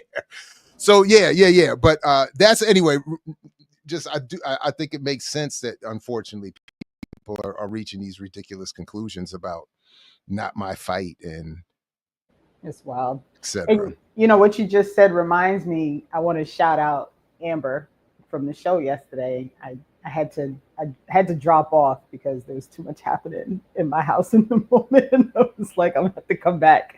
So I missed a lot of the second half conversation, and I didn't want to jump back in while you were in it. But before you went on, Josh, Amber was talking about her experience and what happened when she got arrested, and the thing with her, I think it's her uncle who works in the courthouse or whatever. And she said something that was so important, and she said it in passing, and I was like, that's about to go on a BLM t-shirt, and I just gotta figure it out. And what she said was, the only person who can stop me from getting arrested is the police officer who's about to arrest me, right?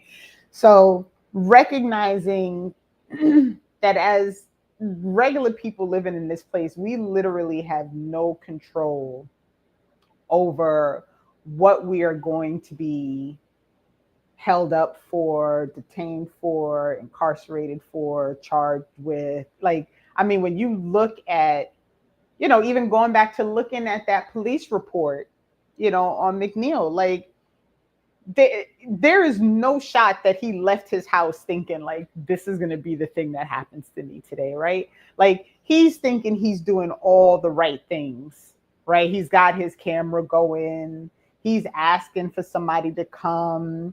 He's not screaming and being belligerent. And it still resulted in him with a concussion in the hospital, getting stitches and a chipped tooth, right? And being arrested. Like we literally have no control over how the system works. And that within itself should be all people need to understand. Like it's the system. It's not us, right? It's not the poor folk. It's not the homeless people. It's not the people with mental health issues. It's that like, it's not us, it's them. Right? Like it's them, and it's everybody who participates in this system in a way that allows it to continue. That's the problem. Like I don't want to talk no more about like what we can do and how we can prevent these things, because you can't prevent it. And I think that's why it was so like when Amber said what she said, I was like, damn, that's fucked up, but it's true, right? Oh, shout out to A-Rob. Facts. He's running for Durham City Council Ward 2 as a propagandist for socialism. My committee is the Bull City Vanguard. I'm not accepting donations to seek a back endorsement. Shout out, man. Shout out.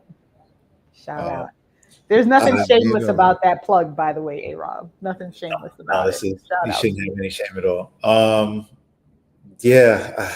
And now that you've got the BLM endorsement, you're a shoo-in. So get ready. Definitely. Yeah. I know. I'm gonna have to reach out. A-Rob's on our Discord. Maybe we can get A-Rob on a Saturday. Let's talk about what's about to happen. Definitely. So it's a lot. Jared, when you're talking, again, just about getting our community aligned on this. Arlene in the chat asked, are there Haitian migrants at Alligator Alcatraz? Yeah, I don't doubt it at all. Jamaican migrants as well. The Black Caribbean community is under attack. And that is why I think the work we struggle through here with ADOS and with FBA is so important. So Jared, really appreciated your last video, because we just have to highlight this loser logic of ADOS and of FBA, of trying to get the settler state to respect your contribution. If that were the case, what is the Miccosukee dealing with right now?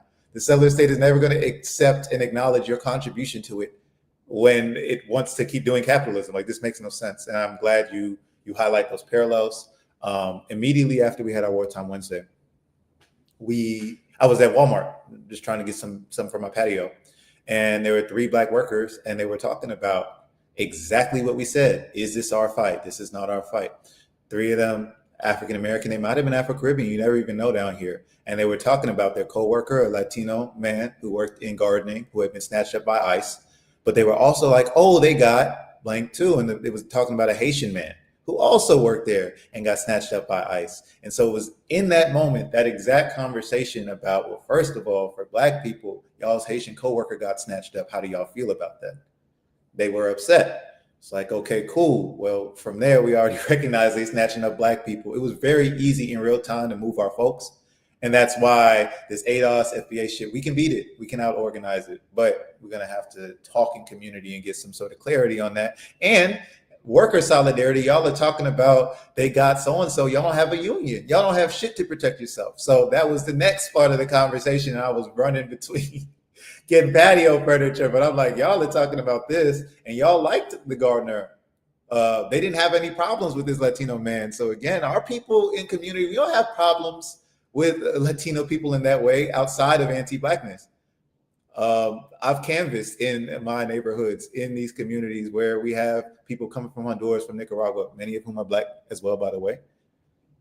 And there's no issue for real. The issue is always, well, we've been asking for this street light to get fixed, this pothole to get fixed in our neighborhood. The city commission can't do shit for that. There's $450 million for Alligator Alcatraz. And now my neighbor who's coming over here is listening to Spanish language radio from some white Cubans and thinking about the American dream. And so they're not even politicized to stand with me to get this pothole fixed because they think they're good U.S. citizens. So this is what we're fighting for real. And at the baseline level, it takes some good PE. So I appreciate what we do at BLM and y'all having me on to talk for these past 2 hours. It's been great. No, of course, anytime. And thanks to both of you for all the behind the scenes work you do for the platform. And yeah, man, it shouldn't take that deep a level of analysis for somebody to say, I just don't want to sanction more armed agents of the state running around here snatching people off the street. I mean, just on some back in the day, we used to flash our lights to let people know the cop was sitting here. It didn't require that I knew the other drivers, just on some GP. Like, damn, can we get to some basic? I'm not advocating that we all love each other, hold hands, and be outside with our, what are our liberal lawn signs. I'm just simply saying, like, damn, no, I don't want you running around here grabbing people up with no due process. It could be that just as a baseline. Anyway, but yeah, golly, can't even flash lights no more. Can't you tell me the cop is sitting there? And I just want to tell y'all a quick story before I let you go, which is that while I was out yesterday having my sangria, which is I don't know. Am I freezing? I feel like it's sorry. Go ahead. Is it you? Wait, is it me? No, you're good, Renee. You're having sangria. I heard you. So, which is why I had to finish my research this morning. I was out with a friend who told me a story about a friend of hers who is also an immigrant, but an immigrant from a European country who has a criminal background, which includes an illegal gun possession charge and assaulting a police officer who just got their citizenship cleared like a week ago. Like, got the "you're an American" stamp. And I almost just fell out my damn chair.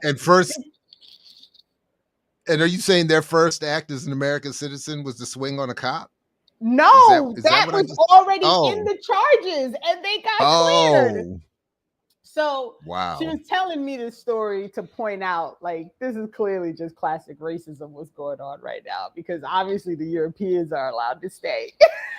He's over here. Remember, he let the real crackers come through. They're in Alabama somewhere terrorizing our people, and I guarantee one of them's going to be on the police department. Just watch out. Straight from South Africa to the Alabama PD. American citizenship. Can't. It's probably in the recruitment materials. Come here and you could beat up Africans over here too.